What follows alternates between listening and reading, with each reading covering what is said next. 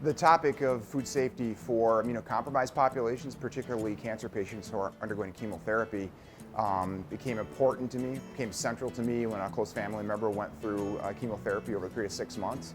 And most hospitals or most physicians will recommend the neutropenic diet, which means don't eat any fresh produce, don't eat any foods that might have a higher risk of being contaminated with bacteria.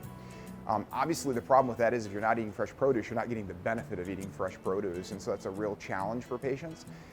Dr. Mars kind of introduced this idea of the risk to cancer patients and just any immunocompromised patients from foodborne pathogens.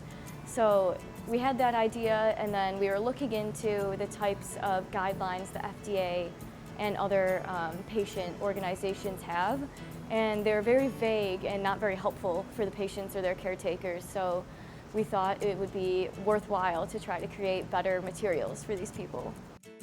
It became important for us to think about how do you communicate the message of food safety to the compromised, at-risk populations in a way that's effective, but also in a way that's actually informed by science and understanding and data. And so it's really bringing together three parts. The lab work that Carly's doing now, which is evaluating whether these treatments that could be applied, say, in a hospital kitchen or a nursing home kitchen or even in a home kitchen, are effective in reducing the risk of the bacteria being on the food. The second is doing risk analysis to evaluate, will that really reduce the probability of someone getting sick?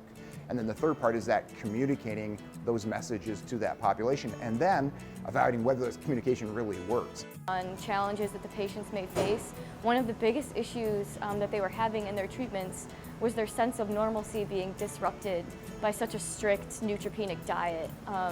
And they're already struggling to find foods that they want to eat because of the effects of their treatment can cause like gastrointestinal effects, nausea.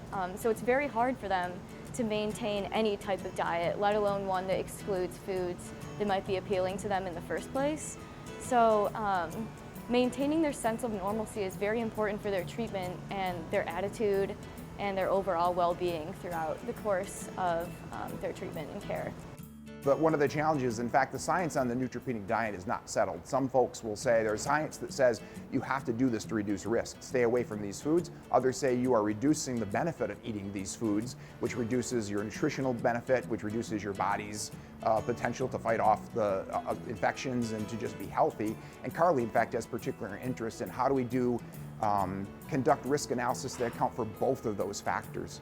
And so one is if we can get the science that will demonstrate, well, you can in fact eat produce of certain types if you treat them this way.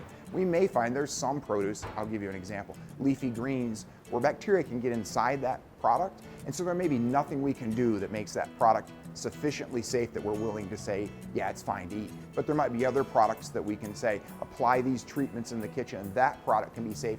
It's a very unexplored intersection of food safety and health because there's such a need for the knowledge, but no one's done it before. So I like kind of being the first people to take a look at this niche in the food safety world and work with the people that work with patients to make their lives better.